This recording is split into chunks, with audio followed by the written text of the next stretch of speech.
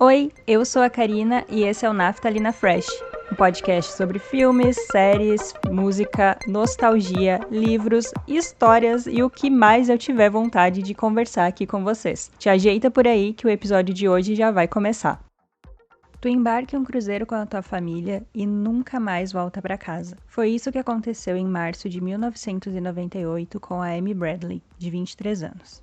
Nos primeiros dias da primavera do hemisfério norte, a família Bradley saiu em viagem para um cruzeiro a bordo do navio Royal Caribbean.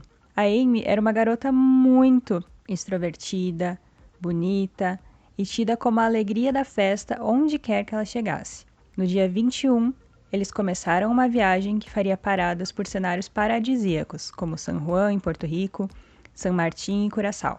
Mas no terceiro dia, tudo mudou. Depois de voltar de madrugada de uma festa que estava tendo no cruzeiro, junto com o irmão Brad, a Amy ficou relaxando na sacada do quarto que eles estavam dividindo com os pais, o Ron e a Iva Bradley. Às 5:30 da manhã, o Ron acordou, deu uma espiada na janela e viu que a Amy estava deitada na espreguiçadeira do lado de fora, ali na sacadinha do quarto deles. Então ele viu que estava tudo bem e voltou a dormir. Meia hora depois, ele sente que precisava acordar de novo. E aí ele não encontra mais a filha em lugar nenhum.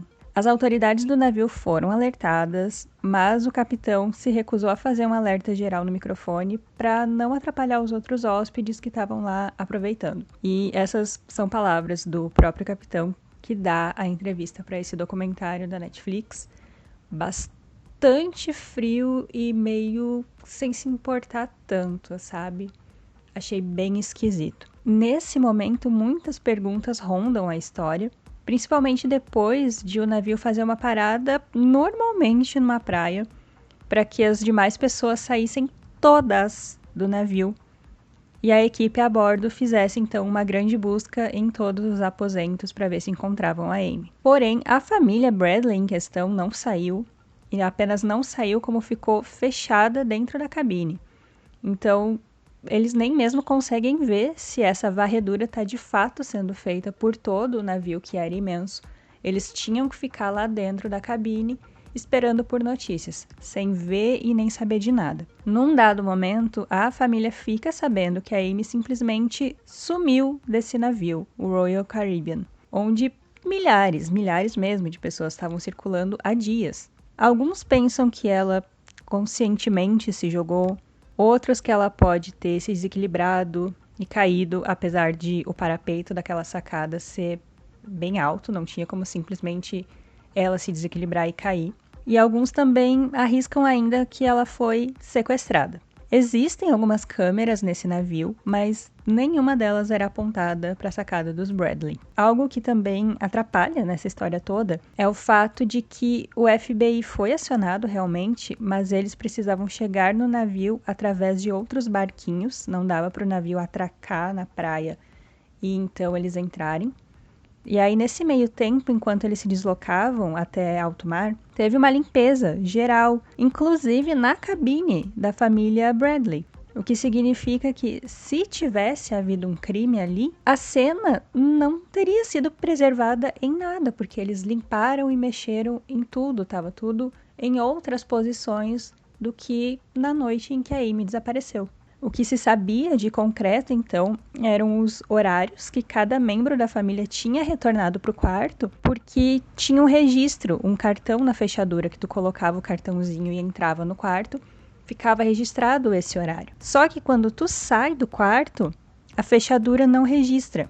Então não tinha como saber se a Amy saiu de lá, porque não tinha essa marcação, né? Só sabia quando ela tinha entrado no quarto, não saído. A outra informação que a gente também tem nesse documentário é que a Amy tinha, segundo o Brad, irmão dela, ela tinha ido embora da festa porque o baixista da banda do navio, com quem ela estava dançando até o momento, tinha, nas palavras da Amy, avançado o sinal e ela não tinha curtido isso, então ela achou melhor voltar pro quarto que ela estava dividindo com a família e contou isso pro irmão. Como ela era muito bonita e sempre chamava a atenção pela beleza e pela simpatia, os garçons interagiam muito com a Amy. O vizinho da cabine do lado, que estava viajando sozinho, se inclinava na sacada para falar com ela. E também tinha esse fato agora do baixista que se interessou por ela, dançaram na festa, mas num dado momento ele agiu esquisito e ela saiu fora. Tudo era muito suspeito.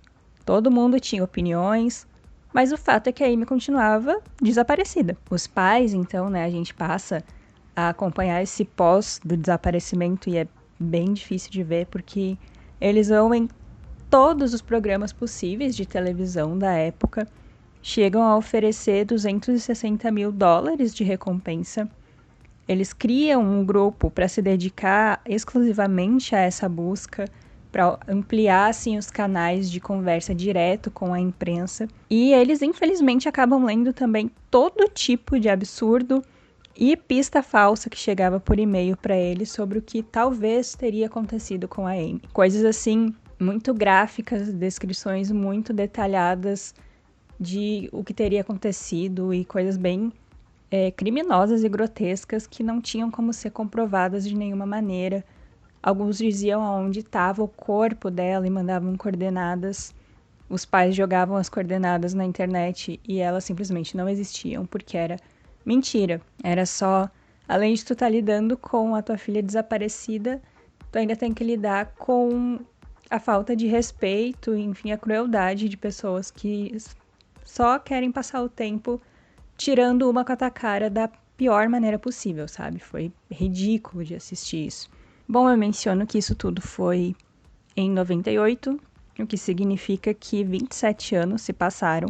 Hoje o Ron Bradley tem 72 anos, a Aiva tá com 71 e o Brad, o irmão mais novo da Amy, já tem 48. O Brad chega a comentar que ele não teve filhos e acredita que até foi meio que uma decisão inconsciente, mas ao mesmo tempo ele se questiona se não foi justamente por não querer passar por nada parecido com o que ele viu os pais passarem, sabe? Ele decidiu não ser pai para nunca na vida chegar assim na possibilidade de experienciar o que ele viu o Ron e a Aiva passando com a Amy desaparecida. Passando e que ainda passam, né?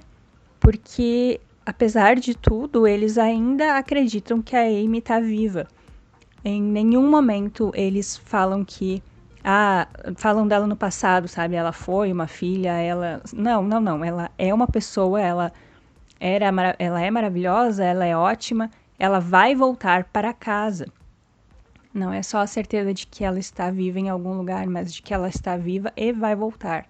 Mesmo passando 27 anos, sabe? É bem triste, assim, de uma maneira bem resumida. É tristíssimo de acompanhar, porque agora já são idosos, cuja vida foi tirada deles, não só a Amy foi tirada, mas a vida deles mesmo, né? Eles passaram a viver apenas em função disso, e eu não acho isso uma coisa absurda, porque eu não consigo nem me imaginar no lugar deles, mas se eu tivesse que me imaginar, eu acho que eu não teria tanta força para seguir vivendo e pensando que eu ainda vou ver a minha filha que tá desaparecida há quase 30 anos, sabe? É bem doloroso de ver.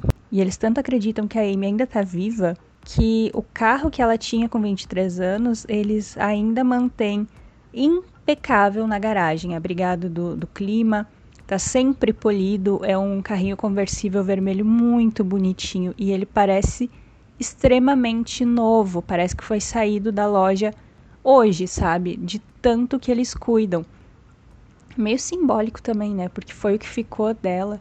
As malas da viagem do cruzeiro com as coisinhas da Amy continuam no sótão da casa deles, fechadinha. Eles abriram para mostrar no documentário, mas eles nunca desfizeram as malas dela. Tá tudo lá.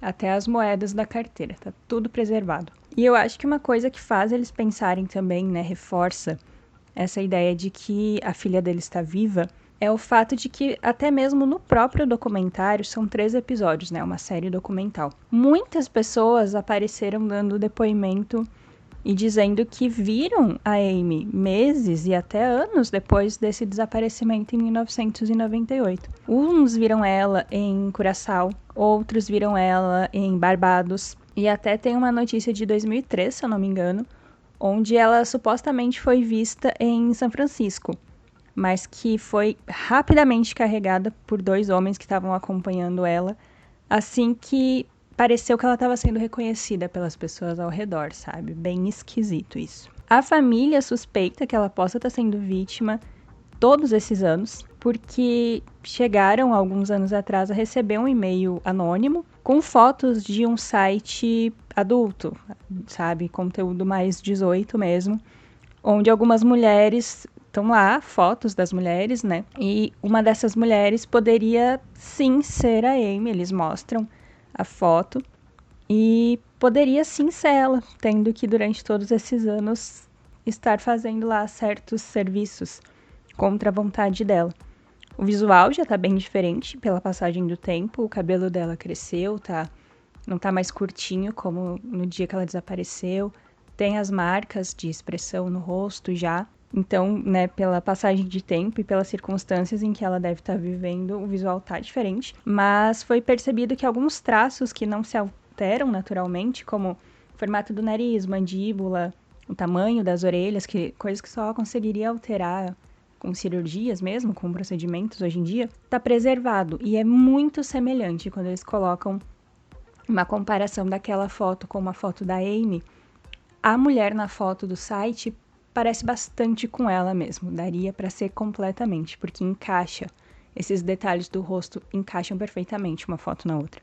Além disso, também eles entrevistam, então tem o depoimento de um desses detetives de internet que se interessou muito por esse caso e ele criou um site específico sobre a história da Amy, para contar a história dela e também para postar atualizações da família, né, dos Bradley. E aí o que foi percebido quando esse site foi pro ar? Que rastreando os IPs de quem acessa a página, era possível perceber que sempre esse site era acessado ou até reacessado, no caso de posts antigos, pelo mesmo IP em Barbados. Mas aí, quem que acessa? Porque além disso, dessa informação de que é sempre o mesmo IP acessando o site dela, toda vez que a página é acessada, a pessoa passa mais de 40 minutos em cada post. Cada nova atualização ou posts antigos de aniversário, comemorações de Natal, por exemplo, quem acessa desse mesmo computador, lá em Barbados,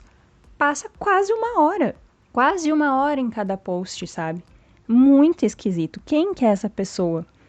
E aí a gente se pergunta, e até fazem essa pergunta para as pessoas no documentário, se for a Amy com internet, por que ela não contata os pais, o irmão, enfim, as amigas de faculdade que também dão entrevista, ou até as duas ex-namoradas da Amy que dão os depoimentos. Na época a Amy estava recém-assumida para os pais, ela ia morar no próprio apartamento, a vida dela ia começar a acontecer e tudo acabou. Tudo foi tirado de todas essas pessoas e da própria Amy.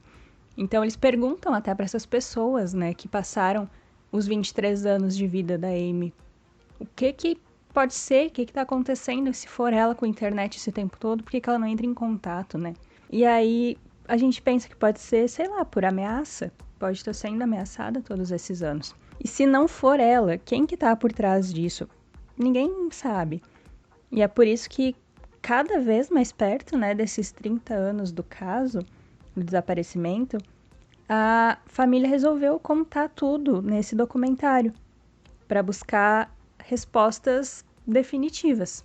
Eu sei que eu terminei o documentário da Amy em um dia e foi só muito triste, assim, quando chegou no final e não tinha novas atualizações, só tinha esse fato de que alguém, que é sempre a mesma pessoa, ou pelo menos sempre no mesmo lugar, acessa as atualizações da família e passa tanto tempo vendo tudo, e que poderia ser a Amy, mas que talvez por medo de ela achar que, não sei, a família tá sendo ameaçada até hoje, ela tá sendo ameaçada de que se entrar em contato a família morre, não sei, sabe? Foi tão triste, e juntando isso com os pais esperançosos, eu achei bem pesado, assim, de acompanhar. Foi um caso bem recente, não, né, porque vai fazer 30 anos, mas eu não fazia ideia dessa história. E eu espero, assim, do fundo do meu coração, que ajude, de certa forma, esse documentário da Netflix a trazer mais respostas para eles, mesmo que não sejam as respostas que eles têm tanta convicção, sabe? Para pelo menos ter um encerramento de alguma forma, ainda que não seja da maneira que eles esperam, mas... E não digo nem de, tipo, ela não tá viva, mas que, sei lá, às vezes, nesse tempo todo passou por uma lavagem cerebral, alguma coisa assim, de tantas ameaças, E talvez se ela estiver viva, ela simplesmente não queira mais voltar, ela poderia pelo menos dar um desfecho, né, pros pais, de falar, gente, eu não quero mais, não, minha vida não é mais essa, passou muito tempo. Não sei, sabe, eu acho que o Ron e a Iva, principalmente, né, que são os pais e já estão bem idosos, claro, o Brad também, que é o irmão, eles mereciam ter um desfecho, algo que fizesse não a vida seguir, porque a vida vai seguir, né, de qualquer maneira, mas que eles tivessem um entendimento de, ok, fizemos absolutamente tudo o que podia e é isso que a gente tem aqui. Paciência. Eu sei que é muito simplista, né, uma resolução muito... Mas eu gostaria que eles tivessem paz, pelo menos nesse fim da vida, sabe? O episódio de hoje fica por aqui. Eu sou a Karina e esse foi o Naftalina Fresh. Muito obrigada por me ouvir e vocês me ouvem de novo nos próximos episódios. Até mais. Tchau!